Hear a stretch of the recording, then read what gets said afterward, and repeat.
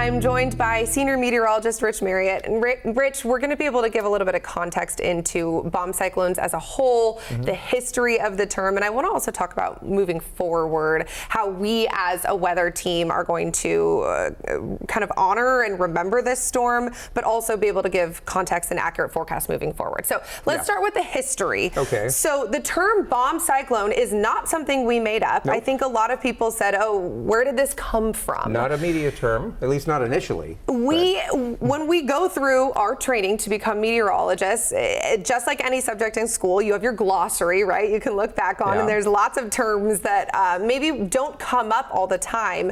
The term bomb cyclone was first formally published in 1980. Yeah. So it's been around. In a journal paper, and it defined exactly what constituted a bomb cyclone, which was basically a low deepening 24 millibars in 24 hours.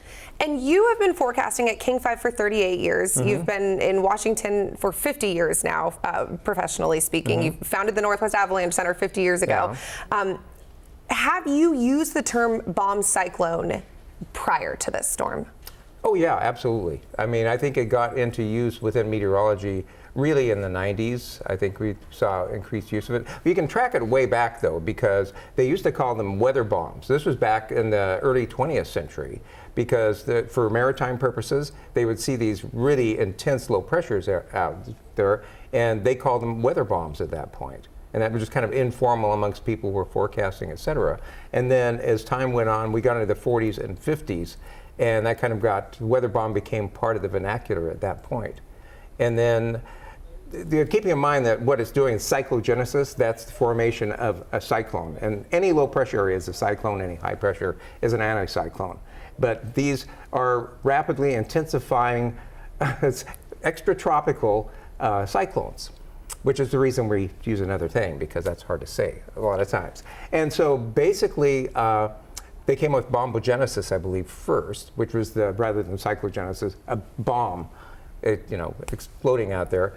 And then it morphed into bombogenesis, I can say this, morphed into a bomb cyclone. But it was used officially and defined in 1980 in professional research. So why do you think it caught people off guard this time around? Or maybe it stuck a little bit? It felt like every headline said bomb cyclone. We call this storm the bomb cyclone, and everyone knows what we talk about with this specific storm now. Why did it kind of maybe hit like wildfire this time? Well, I think one was the results of it. I mean, you hear that and you see what happened, it's going to stick with you for a while. And you have to remember, we had a bomb cyclone that ripped through here in 2021. October 24th, 2021, we had 50 to 60 mile per hour winds within Puget Sound, and we had 80 mile per hour winds out along the coast with that one. And actually, that one and the one last year are tied for the deepest low pressure areas out there, though obviously much different effects. But that one wasn't much different than normal windstorms we have, strong windstorms. This one was just, I mean, it was dramatic. And part of that is, it wasn't just the wind, there was the snow, and then there was a cascading effect of, trees down, power outages, transportation hung up. I mean, it affected a broad area where it was a little bit more selective with the 2021 one. So you heard it a couple years ago, and it was windy, and now you hit with this one. And I think that's what really stuck with people and made it something. Right, the impacts were just so vast. They were, and so varied. I can't help but wonder if maybe social media plays a role as well. Absolutely. Because it's a jarring term. You hear it and you take a pause. Bomb cyclone. And when we have headline, 20 years ago, we didn't have social media. We didn't have headlines circulating in the way that we do now. So maybe it just circulated more now than it did in the past. Well, I think part of it is 20 years ago, it was circulated more professionally. I mean, for all the trouble we get for sensationalizing things. I mean, I think that, there's a certain amount of professionalism. We're not going to use it for the random strong low off the coast. Social media, we just had one recently. There was a computer model run that brought a very intense low over the northwest tip of the state, which would be a really big windstorm. I bet it was like, I forget, it was 4 or 5 days out. Those sorts of things change with time. But it was all over social media. There was another bomb cyclone possibly coming. And then, of course, the model changed, the low went somewhere else, and we didn't have any winds with it. So, but now again, people have heard bomb cyclone. And then they, of course, blame us because it didn't happen. Or, right. It's always amazing that people are sad that something doesn't happen like that. Well, and I think that's a key thing to keep in mind is we do have what is technically a bomb cyclone, but where it hits will impact the impacts. Massively. And so it's like a hurricane. You used this reference when we were chatting the other day. A hurricane, if it stays over the Atlantic or the Pacific or wherever it's forming, and it doesn't make landfall, that doesn't mean it's not a hurricane. It just, the impacts weren't there. The devastation wasn't there. So we could still have a bomb cyclone over the Pacific, and it's still a bomb cyclone. But it just doesn't hit. It doesn't hit us. Yeah, that's exactly, and that does happen. And I think if you compare some of the big storms, the Columbus Day windstorm, of course, that's the landmark for big windstorms. We don't know for sure, but we're pretty sure that it probably was a bomb cyclone. And back in the early 60s, we just didn't have the measurements out there. It got down, so for reference, these two big ones that we've had in the last 5 years, those were down at 942 millibars. And they think the Columbus Day storm was somewhere between 950 and 960 millibars. So most likely. But the track of the Columbus Day storm was 50 miles off the coast, right along the Washington coast, and then it cut across Tatoosh Island. So the effects of that and the way things laid together, we got these just massive winds. And also that was applied to the metropolitan areas and vast timber areas that brought down billions of board feet of timber with it. Now, if you look at the one that we had, the one a year ago, it was about 300 miles off the coast. So the effects were different. Not too different from the one back in 2021, but the real difference for the one we had last year was this big high pressure area sitting east of the Cascades.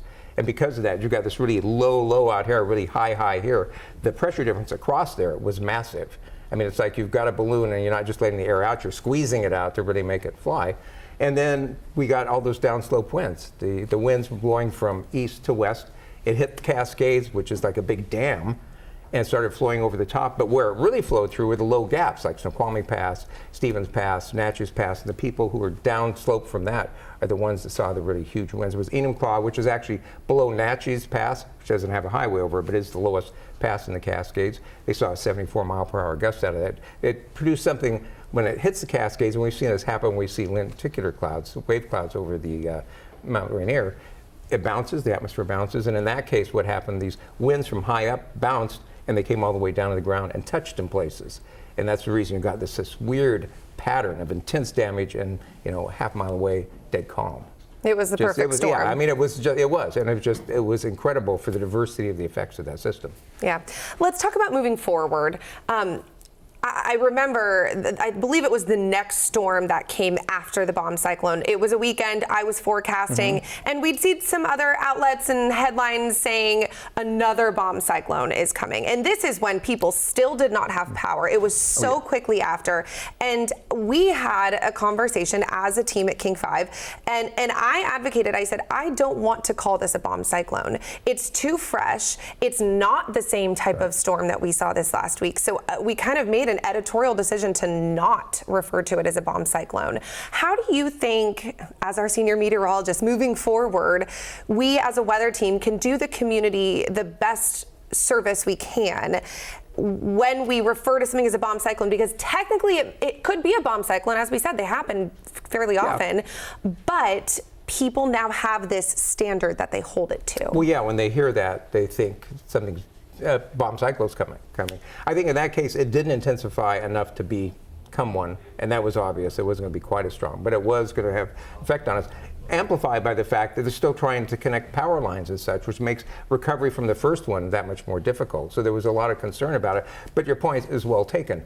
We need to, as professionals, we need to send them, whatever we call it, we need to send an appropriate message out to the public saying that this is coming. This is what we think it's going to do. It's not going to be as bad. No matter what you call it, because the track might be different, the weather situation might be different. No matter what you call it, it's not going to have as big base effect on us. But it is going to slow down recovery from the one we had earlier. And it was only 2 days later. I mean, we were still figuring out what all had happened at that point. Yeah. All right. Lessons learned. Rich, thank you so much for your insight. We are so lucky to have you and your just wealth of knowledge. Well, thank you. I appreciate it. All right. Thank you.